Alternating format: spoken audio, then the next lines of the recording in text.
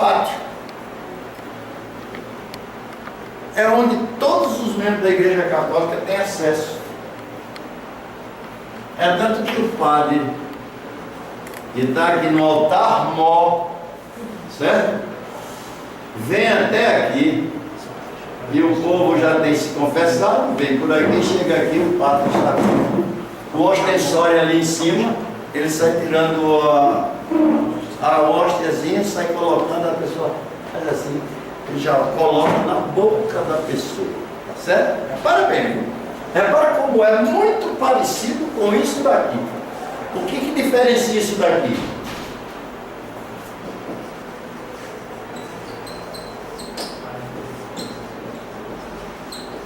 As imagens e a forma de adoração. Tá certo? Isso aqui é o lugar que os membros. Esse lugar daqui, onde o sacerdote é concomitantemente o sacerdote e o sumo sacerdote, porque ele tem acesso diariamente ao sacrário, que é também chamado de Santíssimo Sacramento. Ensina uma lição de que existe um santuário. Da forma errada, mas ensina. Você vai numa igreja evangélica, o camarada divaga, conta historinha, né? Canta parábola, isso e aquilo outro, mas não aplica. Não aplica. Tudo tem que ser aplicado no santuário. Tudo. O sacerdote lê o missal, o breviário, tudo que tem, prepara todo mundo, faz a homilia, agora que eu estou sabendo o nome técnico. E eu nunca. Essa homilia que eles estão falando. Homilia? É o sermão. Por isso que é tudo repetido e tudo igual. É. A palavra homilia significa aquele que fala por. Aquele que diz. E é tudo igual. É um ritual. Eles fazem um ritual do santuário. Porque depois que os sacerdotes, deixa eu chegar lá. Os levitas, certo? Os levitas foram substituídos pelos padres. A transição que Jesus fez entre o santuário terrestre para a igreja apostólica, tá certo? Foi acabando exatamente com o sacerdócio aqui na terra. A única diferença é que a igreja católica diz que você tem um santuário na terra e que você tem um sumo sacerdote na terra, o vigário, o filho de Deus. É isso que a igreja católica. Então ele pega o seu olhar, que tem que estar direto no santuário celestial, e traz cá para baixo. Essa é a grande diferença. Enquanto os evangélicos aboliram completamente a doutrina do santuário, a igreja católica mantém a doutrina do santuário, mas como um santuário terrestre. E o capítulo 8 de Hebreus diz o tempo todo: vocês não têm mais um santuário na terra. Vocês têm um sumo sacerdote, um irmão, e como vocês se compadecem das suas necessidades, das suas fraquezas. Deus está querendo que você pegue a sua cabeça aqui e olhe lá para cima. Hebreus 10, 19 aí, por favor.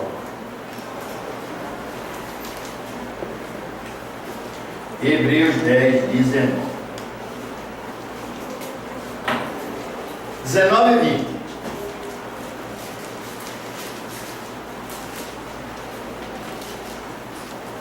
O que é que diz aí? Tendo, pois, irmãos, ousadia para entrar no santuário pelo sangue de Jesus. Espera aí um pouquinho. Olha, nós temos o quê? Nós temos ousadia. Ousadia. A minha Bíblia e outras Bíblias dizem intrepidez. Certo? Vai entrar onde? Vai entrar no santuário. No santo, No santuário, aqui tem santuário. santuário, é? Como é que diz a de vocês? Lugar santíssimo. No santo dos santos. Na minha conta é errada. Que inversão é essa, Alexandra? Hebreus 8 é? 10. Mas o meu é 10. É a revista corrigida, é a Bíblia, é a Sociedade Bíblica do Brasil. Porque a Sociedade Bíblica do Brasil substituiu a palavra santuário por a palavra, depois na revista atualizada, por santo dos santos. Santo dos santos, né? Porque no original está escrito Santo dos Santos ou Santíssimo. Isso tem que ficar bem claro para a gente. Na rua você diz assim, puxa, meu Deus, que coisa. Você sabe o que você está fazendo? Você diz assim, meu Deus, muito obrigado, Senhor. O carro se toma um susto, o carro passa por você, você fala, muito obrigado, Senhor. Quando você faz isso, sabe o que você está fazendo? Direto. Onde é que está o santuário? Onde é que está o santuário? Deus tem um santuário na terra? Quando a gente ora, quando a gente faz oração, a sensação é que a gente está indo ao santuário. Não, a sensação não. A senhora tem que sentir isso. Me Mas diga não uma coisa. não é isso? Deixa eu- É como se você estivesse sentindo uma. Não sei, é uma explicação para você explicar que é uma sensação de estar entrando. Parece que você está entrando lá e está vendo como se visse Jesus, como se visse todas as coisas que eu não sei nem imaginar. Não, a senhora tem que ter certeza disso. Não, eu tenho Eu certeza sei. que isso acontece, estou dizendo, mas eu não sei traduzir, nomear a sensação. Quando a gente está orando, Eu tenho um casal que você precisa falar com ele. num cantinho assim Está lá fora. sozinho. Ele tem problema de audição, eu estou dando a ele em particular. Sim, continue, irmão. Eu estou dizendo, quando há uma sensação que a gente não consegue nomear, eu não sei nomear, mas é uma sensação que a gente está saindo do lugar que está trancado no quarto, sozinho, e de repente a gente está num outro lugar que eu não sei explicar. E sente, mas sente uma presença Quando diferenciada, você é uma coisa está impressionante. sozinho, para todos, É. vou fazer uma pergunta básica, certo? Quando você está sozinho, certo?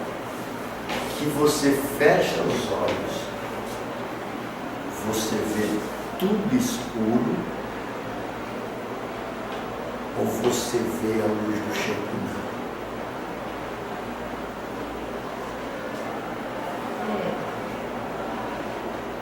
Sabe o que é o Shekinah? É aquela luzinha que ficava acesa o tempo todo, que o homem não acendia. Aquela lâmpada que tinha aqui, que tinha óleo puro, que não podia ser imitado, não podia ter ninguém fazendo óleo igual aquilo, porque era exclusivo. Quem fazia era o próprio sumo sacerdote. E os sacerdotes é quem fazia a destilação desse óleo, desse azeite de oliva, o mais puro que tinha. Quando você se ajoelha, quando você fecha seus olhos, você está na cama, você bota a mão na cabeça, deitado mesmo, você fecha os olhos, fica tudo escuro no quarto, ou você sente essa sensação de uma iluminação muito forte e de que você, por ousadia, por independência, você chegou lá. Continua a leitura, por favor. No Santo dos Santos, pelo sangue de Jesus. Olha, veja só é possível você chegar nesse lugar que só o sumo sacerdote chegava, certo?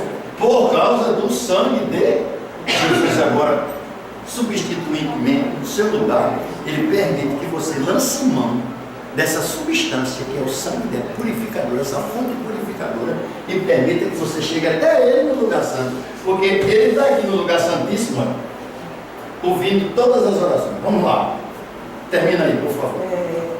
Pelo novo e vivo caminho que ele nos consagrou, Pelo véu. Pelo véu, olha aqui, outra informação preciosa. O véu.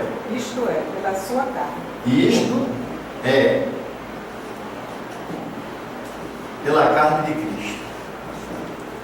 É por isso que ele diz assim: o meu sangue, o meu corpo, verdadeiramente é comida. E o meu sangue, verdadeiramente é bebida. Quem não comer da minha carne, não beber do meu sangue, não tem para comer. O comer do sangue aqui não é uma cerimônia antropofágica, certo? É uma cerimônia de que você se beneficia pelo sacrifício vicário dele por você. Realmente ele morreu no seu lugar. Então você está assumindo, está se alimentando dessa fonte.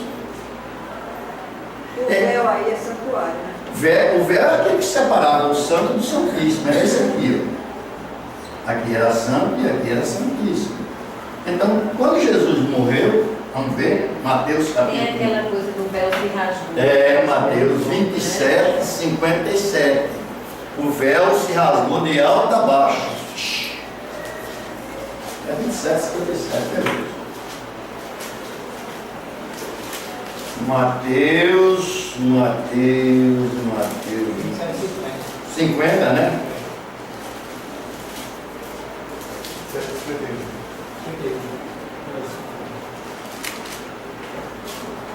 Esse teu véu do tempo se rasgou em dois. 51, de alto a baixo. Tremeu a terra e fendeu-se a rocha. Até que acabou. Olha, quando isso daqui, quando esse véu daqui se rasgou de alto a baixo, o que aconteceu? Acabou o santuário terrestre. Acabou-se a igreja católica com o santuário dela. Acabou-se. Eu não vou nem para o problema das imagens. Outra coisa, na igreja católica, entre o sacrário, o Santíssimo Sacramento e o altar-mor do padre, tá certo? Lá em cima do altar, lá em cima do Santíssimo, tem o quê? Tem uma. Eu não sei, nunca fui católica. Eles chamam. Tem uma Nossa Senhora da Conceição bem grande, desse tamanho, e tem um crucifixozinho desse tamanho, certo? Com Jesus Cristo morto ali. Quem é a importância maior? Quem está em cima ou quem está embaixo? Nenhuma das duas. Tem importância nenhuma. Como é que a igreja católica vê Jesus Cristo? Morto. Ela vê Jesus Cristo crucificado. Essa é que é a grande diferença. É aí que acaba com o panorama da doutrina do santuário deles.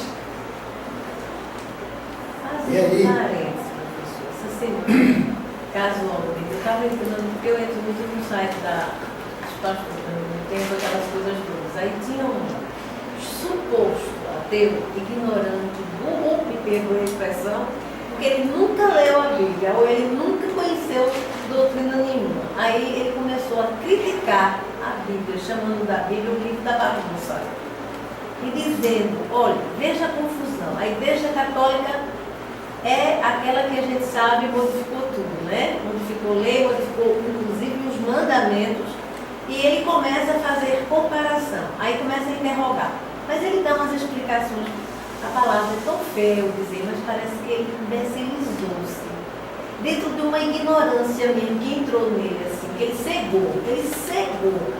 Porque como é que uma pessoa não lê, não procura investigar para afirmar e pregar, querendo pregar o ateísmo, e dizendo-se, a Bíblia é uma... Veja que bagunça é a Bíblia, porque a Igreja Católica chama o 10º mandamento, é 10º ou é 8º? Olha a bagunça da Bíblia, do que burrice, meu pai me perdoe pela expressão. Como é que ele é tão limitado? Leia a Bíblia, quem está certo? Quem foi primeiro? A Bíblia ou a Igreja Católica? Então, a Igreja Católica modificou.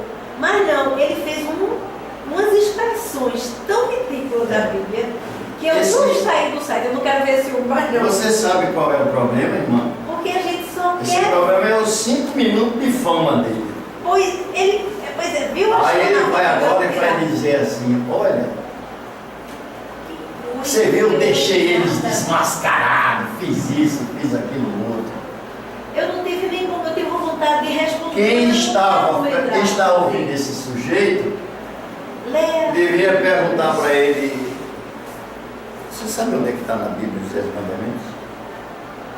Aí ele já vai, Ele não sabe. Mas ele estava mostrando Êxodos, ele mostrou Êxodo 20 e saiu mostrando tudo isso. Certo. Aí ele chega agora e vai ver assim, simplesmente o que ele estava criticando. Ele acha o que a Bíblia diz. É o que ele acha o que a Bíblia diz. É o achismo, é o que ele tem, o que ele não tem. É. Depois, meu amigo, leia isso aqui. O que é que você está lendo aqui? Leia. Para você ficar sabendo qual é o quarto e qual é isso. Isso aqui está escrito. Olha, isso aqui não foi escrito por mão humana, não. Ele disse que não foi Deus que escreveu, foi mão humana. E se mão humana Olha, escreveu. eu não perco tempo. Eu só quis ver, porque quando eu vi chamando a atenção. Desde desse eu fui conversar com o cidadão. A cidadã ficou. Peraí. Veja só. Eu creio nesse livro. Eu creio nesse livro. Você crê nesse livro? Não, eu disse, então, meu amigo, nossa conversa acabou aqui. Você vai conversar de uma coisa que eu não acredito, e eu vou conversar de uma coisa que você não acredita. Eu não tenho conversa com você. É porque. Não vou perder meu tempo. Quando a gente vê uma coisa assim, aí eu fico curiosa, aí eu boto para escrever coisa.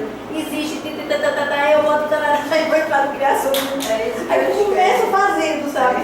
Aí depois eu digo, sabe uma coisa, eu não vou mais não, deixa ele perder o tempo, ele está perdido, não vou entrar na escuridão dele não. Aí parei, saí do site. Nesse livrinho aqui, que eu vou estudar o resto do ano com vocês, já começamos a estudar. Toda vez que eu estou conversando aqui com vocês, eu estou conversando com o que está aqui nesse livro. Só na primeira lição, tem aproximadamente 22 textos. Não, 26 textos. Só na primeira lição. Eu tive cuidado de relacionar um por outro. Veja só, o que é que eu quero que vocês façam agora?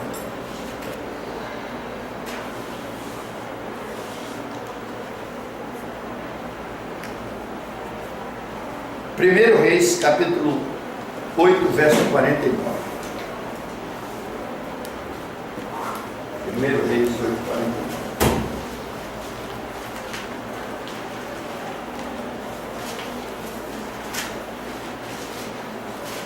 A Bíblia, na realidade, é um livro que não pode ser lido como um livro escolar ou como um livro de romance, um livro histórico.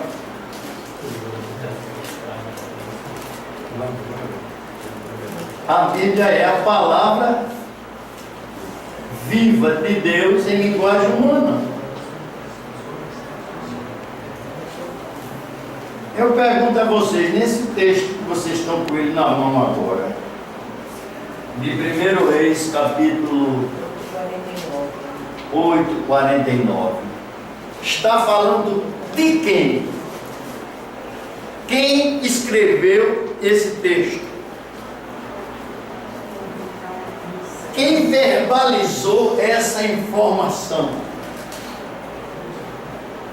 Se você pegar o texto um pouquinho antes, você vai ver quem escreveu isso aí foi Moisés. Não. Salomão. Tá certo? Salomão. Pergunto eu novamente. Olha, isso aqui é teologia sistemática. Você vai ter que sistematizar o estudo. Tá certo? Para a compreensão chegar. O que Salomão fez? Construiu o templo. Certo? É chamado de uma das 7 maravilhas do mundo antigo. O templo de Salomão. Certo?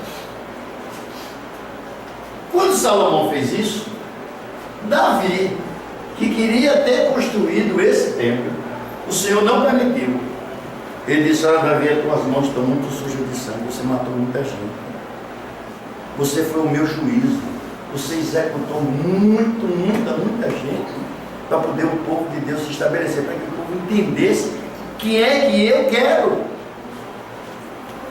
Mas eu vou fazer o seguinte: você vai juntar toda a madeira, toda a pedra, tudo que precisar no santuário, toda a prata, todo o ouro, tudo para construir esse templo.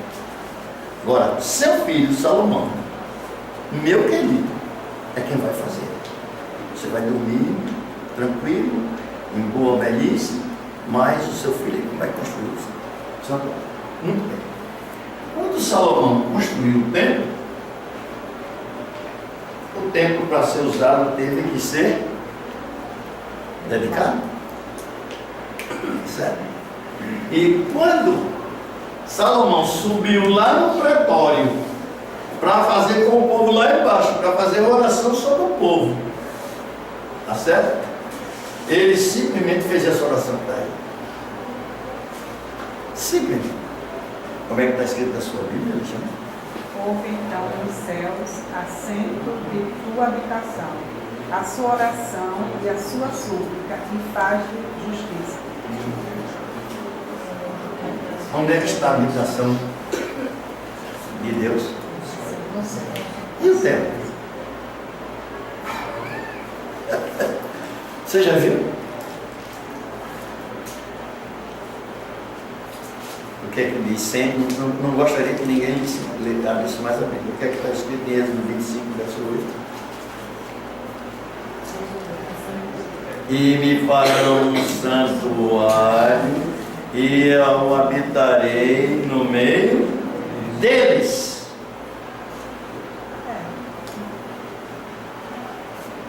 Onde é que está o santuário de Deus? Está no céu.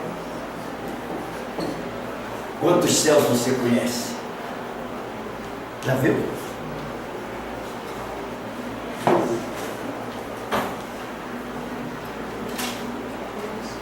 Eu conheço 3 céus. Conheço um quarto. Certo? Mas esse quarto foi descartado, eu vou dizer a vocês qual é o quarto céu. Certo? Mas abra uma Bíblia aí, por favor. 2 Coríntios, capítulo 12. 2 Coríntios 12. E o verso 1.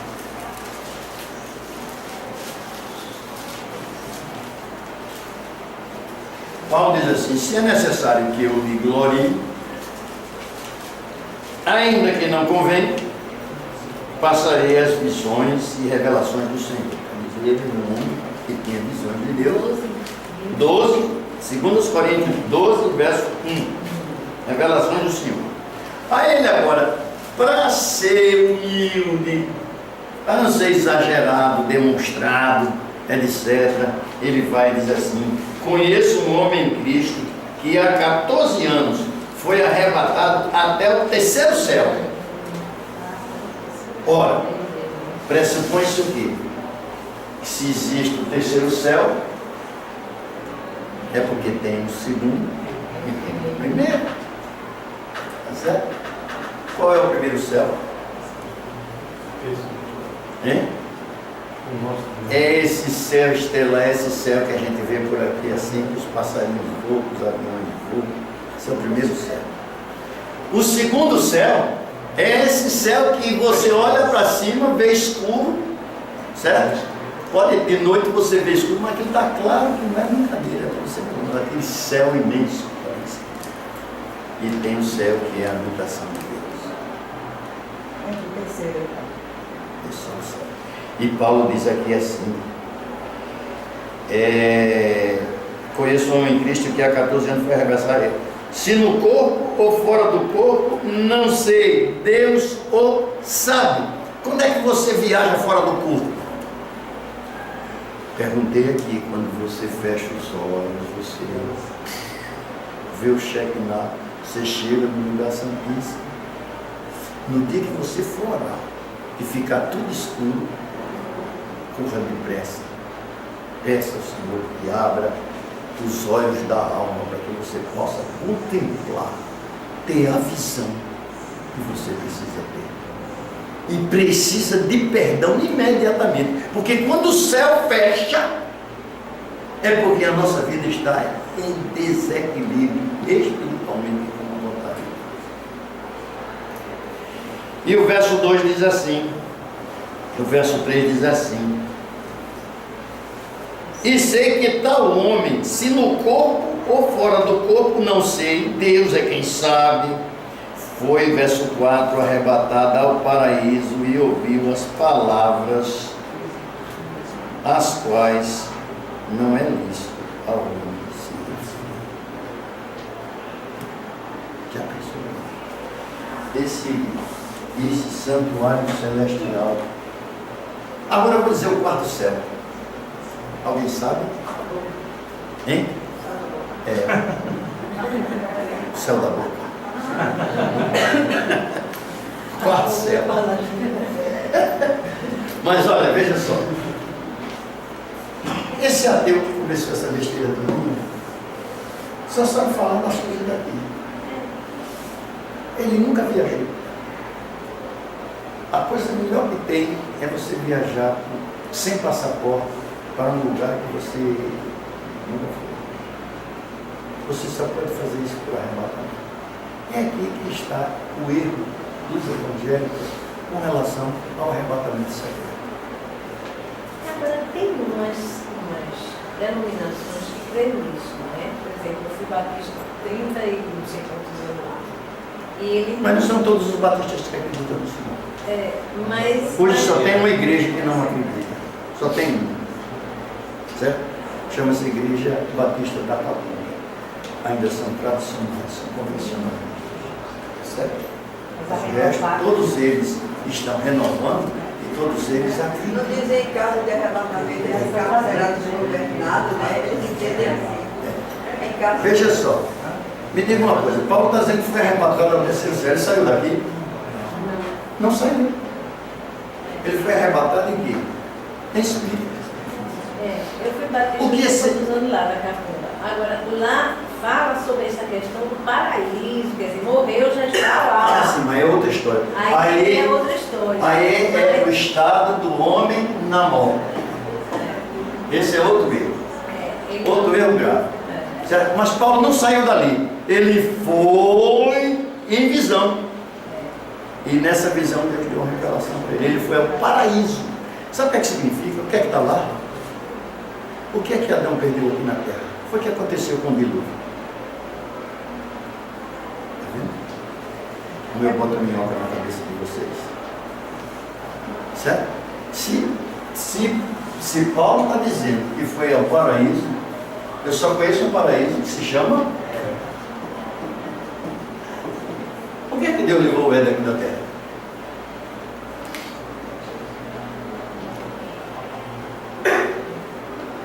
Porque lá tinha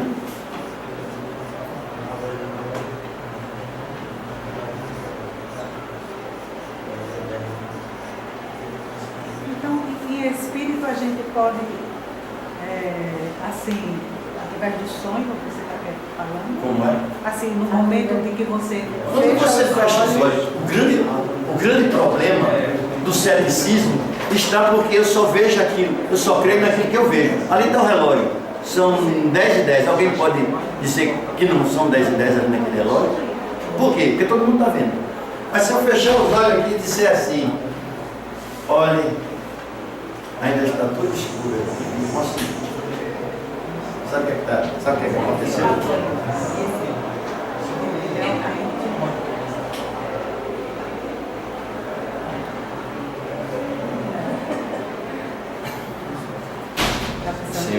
Senhor tenha misericórdia. a pessoa de orar mais e confessar os Quando pecados. você fecha os olhos, você não consegue se transportar. É por isso que Paulo disse assim: se no corpo não sei, se fora do corpo também não sei. Só Deus é quem sabe. Gente, é isso que está faltando a gente. É isso. A nossa oração é aquela oração medíocre. Ah, Senhor, por favor, toma conta. Deus é mais, Deus não sei o que. Isso é uma oração idiota. relação em que o Senhor não chega, não lhe envolve, você não se torna um invólucro da glória de Deus, ela não passa daqui. É aí que está a nossa fé, a nossa vida espiritual está aí, no transporte, não é teletransporte, até isso o diabo inventou, o teletransporte.